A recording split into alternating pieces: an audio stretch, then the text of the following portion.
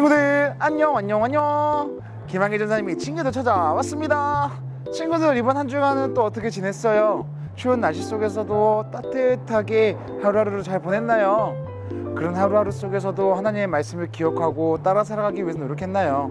언제나 어디서나 하나님의 말씀으로 매 순간순간을 살아가는 우리 이념부 친구들 모두가 되기를 소망하겠습니다. 친구들, 그럼 오늘도 전사님하고 함께 신나게 기쁘게 힘차게 하나님을 예배해 볼 텐데요, 준비됐죠? 좋습니다. 오늘도 그런 하나님 앞에 우리들이 예배를 드리며 나아가도록 하겠습니다. 하나님을 예배합니다. 예배 시간 바로 율동입니다. 우리들의 몸짓으로 목소리로 하나님을 찬양하는 시간이에요. 친구들, 이 율동 시간에 함께 찬양하고 몸짓을 이렇게 하면서요, 율동을 하면서 하나님을 기쁘게 찬양하는 시간이 되었으면 해요. 스킵하지 말고요, 하나님을 기쁨으로 찬양하는 그런 시간, 찬양 시간 함께 하도록 하겠습니다. 하나님을 찬양합니다.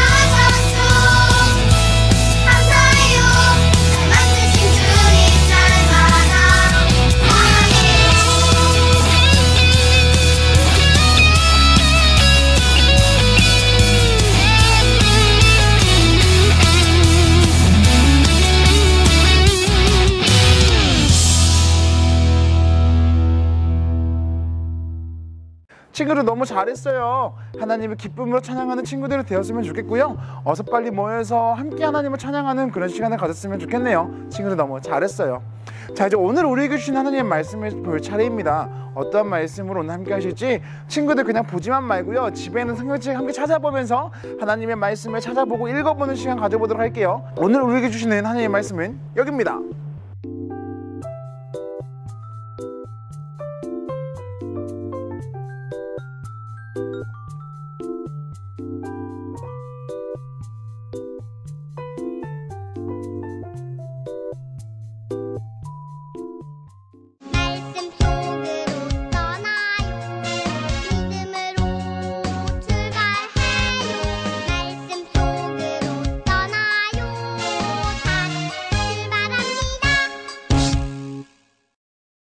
친구들은 혹시 도움이 필요한 친구들에게 도움을 준 적이 있나요?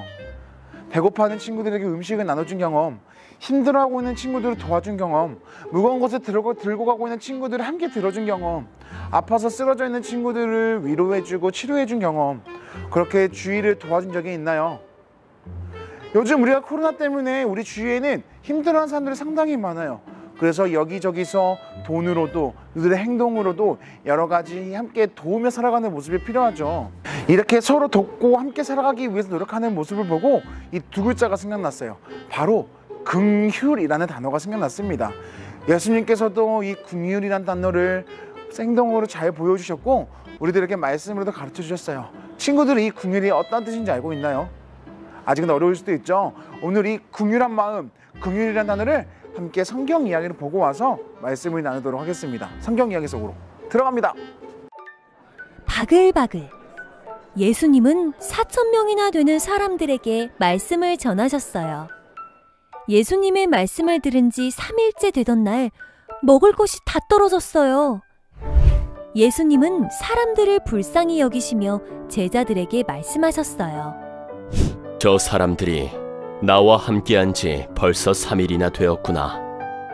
이제는 더 이상 먹을 것이 없으니 얼마나 배가 고프겠느냐. 저들 중에는 먼 곳에서 온 사람들도 있는데 만일 이들을 굶겨 집으로 보낸다면 집으로 가는 길에 쓰러질 것이다. 예수님이 제자들에게 물으셨어요. 너희에게 떡이 몇 개나 있느냐? 제자들이 대답했어요. 7개가 있습니다. 예수님은 그 떡을 들고 감사 기도를 하셨어요.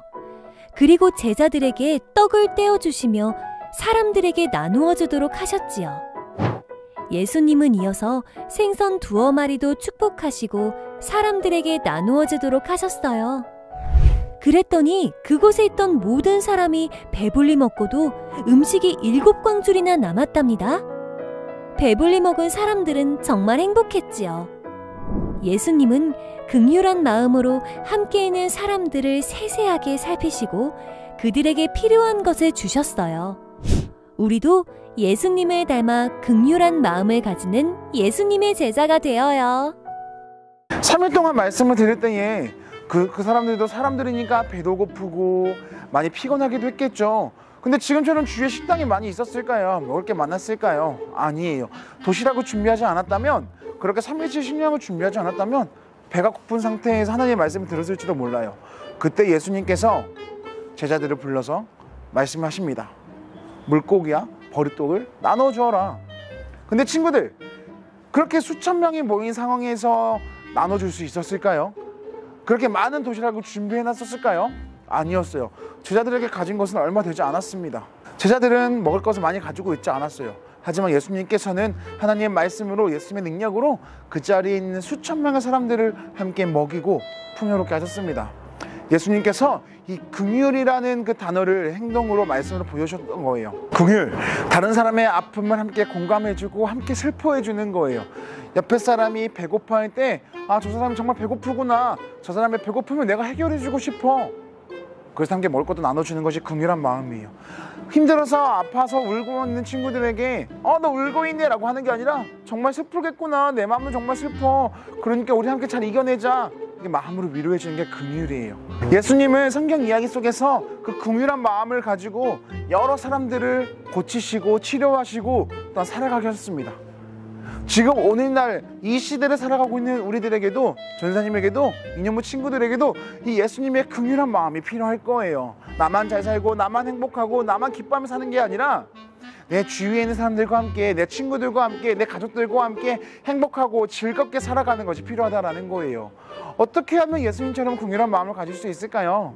바로 하나님의 말씀을 듣고 예수님의 가르침에 따라 살아가는 거예요.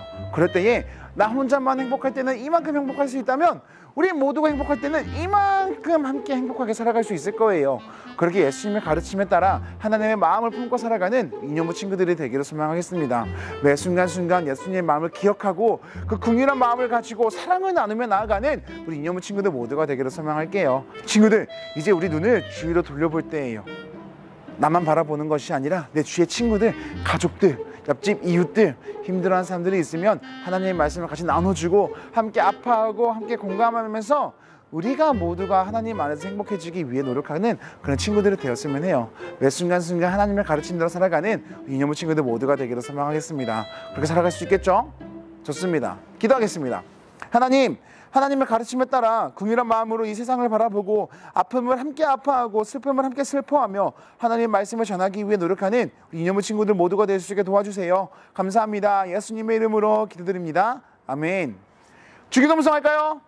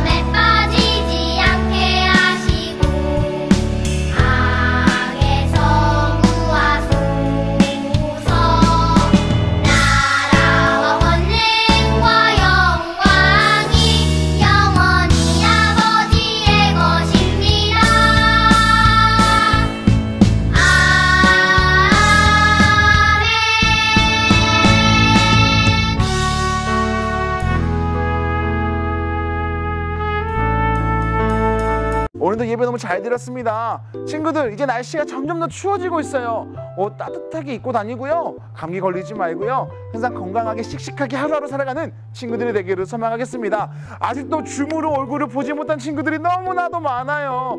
우리가 줌으로 모여서 함께 얼굴을 보고 예배하는 그런 시간 가졌으면 해요. 그리고 우리가 빨리 모여서 예배할 수 있도록 각자의 자리에서도 이 코로나가 빨리 끝나기 위해 기도하며 나아가는 이념부 친구들이 되길 소망할게요.